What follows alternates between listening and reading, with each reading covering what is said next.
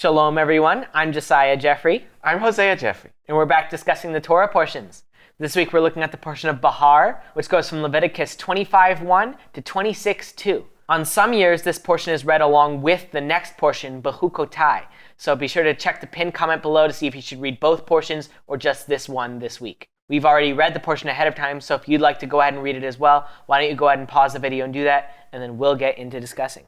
In Bahar, God instructs the people of Israel with the rules for the Shabbat years and Jubilee years, outlining God's cycle of renewal and redemption for the land, property, and people of Israel.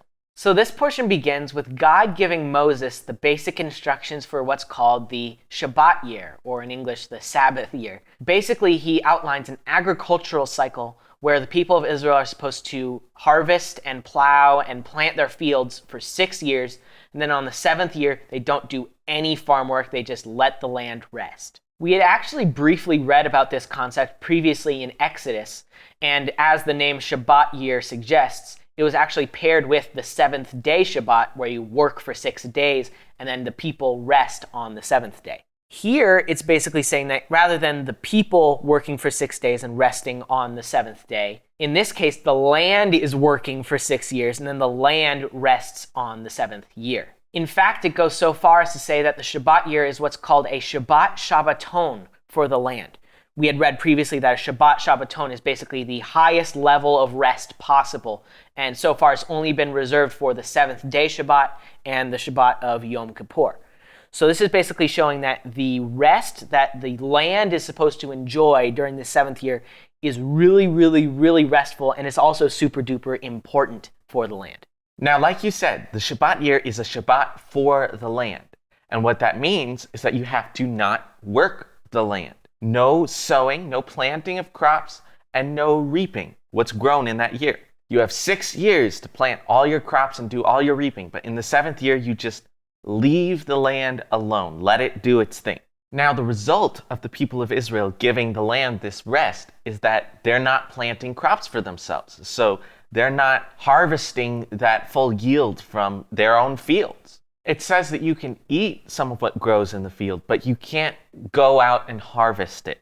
So you're not building up a storehouse full of this year's food. Now, naturally, this will result in some apprehension when you can't grow a crop for an entire year. And most of the people of Israel are going to be relying on these crops for the food to survive. But God then goes on to tell the people of Israel that if they follow all his rules, that he will bless them by giving them a triple crop in the 6th year. The result of this is that in the 6th year, they'll be able to eat from their crop. And then in the 7th year, they'll be able to keep eating from that crop. And then in the 8th year, when they plant their new crop, they'll still be eating some of the old crop. So God is promising the people of Israel, yes, for a whole year, you're not going to be sowing or reaping, but rely on me, and I will provide for you.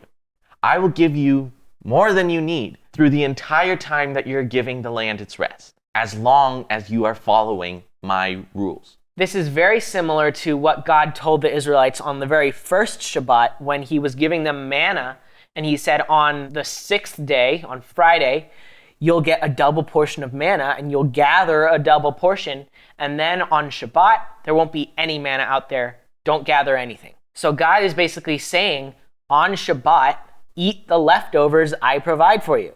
And on the Shabbat year, eat the leftovers that I provide for you. God is saying, trust in my provision. If you obey me, then you can trust that I will provide for you. Put obedience to me first, then you get the leftovers, and the leftovers will be more than enough. It reminds me of what Yeshua says when he said, seek first the reign and his righteousness, and all of these things will be added to you.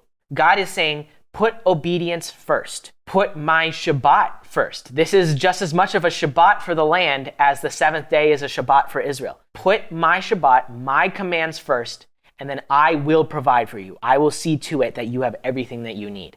So after establishing that this 7-year cycle is supposed to exist for the land, God then says, when you count 7 of these 7-year cycles, 49 years and 7 of the Shabbat years, on the 50th year, you have what's called the year of Jubilee. And so at every cycle, in the 49th year, on Yom Kippur actually, you sound the shofar to signal that the next year is going to be the year of Jubilee. And that's a holy year. And God says that it's a year to proclaim liberty to all the inhabitants of Israel and for all the people of Israel to return to their property and to their clans. Like the Shabbat year, the Jubilee year is a year where you cannot sow or reap in your field. But in addition, you also have with the Jubilee year this concept of the property returning to its owners. If land has been bought or sold at any point, it will revert to the original owner of the property at the Jubilee year. Basically, God says that no land in Israel should be sold permanently. It's essentially bought and sold on a loan or a pawn system where you calculate how many years it is to the next Jubilee, and then you pay the price based on how many harvests you would get out of it from the time you purchase it to the next Jubilee year. And so then, as soon as the Jubilee year comes, all the land that had been bought and sold in the past 50 years will suddenly be changing hands and going back to the original owners and going back to their ancestral claims. What's really interesting is that God says here, "The land shall not be sold in perpetuity, for the land is mine. For you are strangers and sojourners with me." So God is saying, the land that you're going into, yes, I'm giving it to the people of Israel, but it's my land.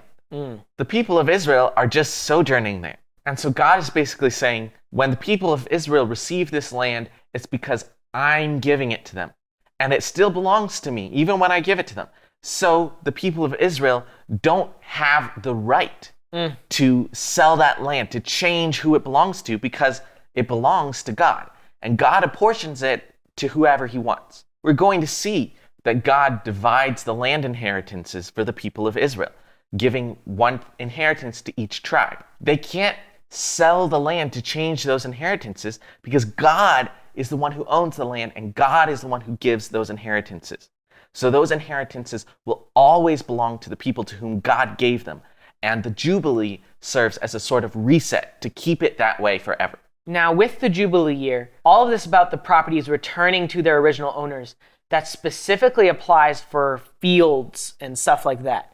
It does not actually apply for houses within walled cities. Within walled cities, you can just buy and sell like normal. There's no inherent property right to that. You just buy it and sell it. It specifically says that if the house is out in a village somewhere, then that house is considered part of the field that it's on. So then it would revert in the year of Jubilee. But the year of Jubilee is specifically about large plots of land. It's about the land, not about the houses. So if you're just buying houses inside a city, then the Jubilee doesn't apply. Now, one exception to this that we read about is in the case of the Levites. God says here that the Levites are going to get their own cities. And no matter what happens, those cities belong to Levites. So if a Levite has sold a house in that city, then when the year of Jubilee comes around, they have the right to get that house back because everything in that city belongs to Levites. God says this is because the houses in the cities of the Levites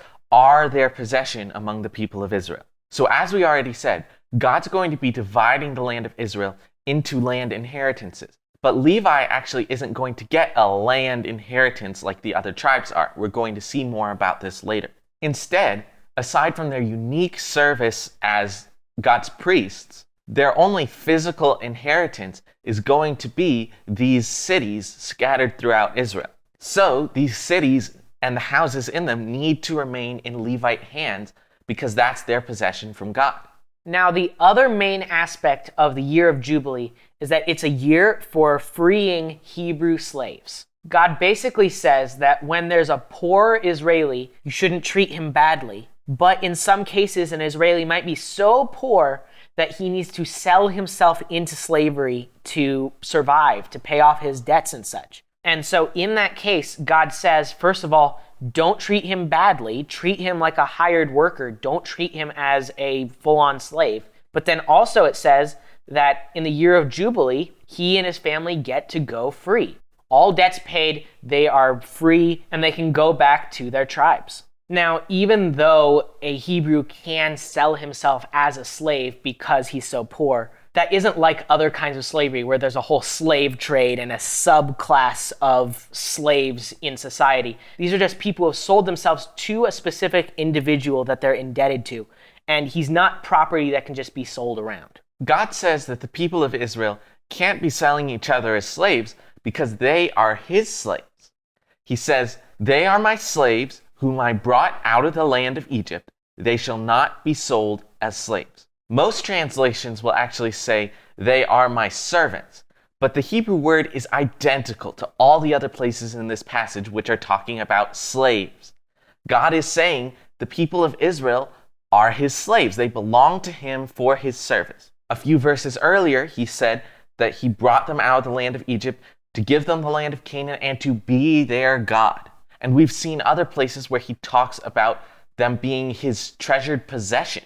The people of Israel were brought out of Egypt for God. We were told God redeemed them. In a way, he purchased them such that they belong to him. They are his slaves. And so since all the people of Israel belong to God, they can't be belonging to one another indefinitely. All the people of Israel are equal in God's sight in that they're all his slaves. And so for all the people of Israel, their loyalty is ultimately not to the people who purchased them, because they're freed from that through God, who owns them. Their loyalty is to God, who owns them, who brought them out of Egypt to be his people, and who always sets them free every Jubilee year. This reminded me of something that we read in Romans, where Paul says, "For when you were slaves of the sin, you were free from the righteousness. But now, having been freed from the sin, and having become slaves to God, you have your fruit leading to holiness, and the end result is life, age enduring." So Paul basically says that we used to be slaves to sin, but then God set us free and made us slaves of God. So we went from one slavery to another, which is basically what God is saying in Leviticus. He's saying, you were slaves in Egypt, but I set you free, made you my people, and now you are slaves of me. The people of Israel are enslaved to God, or at least we should be.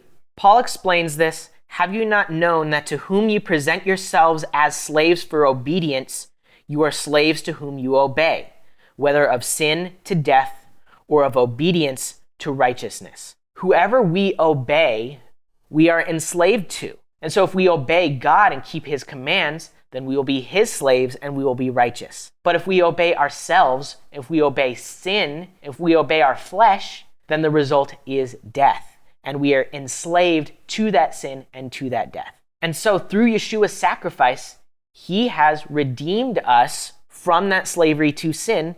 And so now we belong to God and we need to act like it. We need to obey him. We should be honoring him even in how we're treating other people. In fact, Paul will say to slaves who believe in Yeshua, he says, "The slaves, obey in all things those who are your masters according to the flesh. Whatever you do, do it out of your soul as to the master and not to men, having known that from the master you will receive the payment of the inheritance. It is the master, Messiah, you serve." So even when we are serving other people, even if we're literally slaves, we should do that as if we're serving God, because we are serving him through our service to other people. We don't belong to any other man. We only belong to Messiah. And so in whatever we do, all of our service should be knowing that he is our true master and he deserves all of our allegiance. So I think the big takeaway from this portion is to treat everything you have like it belongs to God. The land of the people of Israel was supposed to revert to its owners every Jubilee year because it wasn't really their land. It was God's land. And God was entrusting it to them and telling them, respect my rules for it. That's also what they had to do every Shabbat year when they weren't allowed to sow or reap. They were following God's rules for God's land. And God was giving them the blessings of his land when they followed his rules for that land. It's the same with the people. The people themselves can't be oppressing their slaves because their slaves are actually God's slaves. All the people of Israel belong to God and they need to treat each other that way. And indeed, their own service, things they themselves do in their work, they need to do as if they belong to God. And their work is dedicated to God. That's how we should be. We should treat all of our resources, all of our efforts, as if they belong to God, because they do, or at least they should. God is the one who bought us. God is the one who rescued us from the slavery of sin. And so we are his slaves. Everything we have should be his, and we should act accordingly.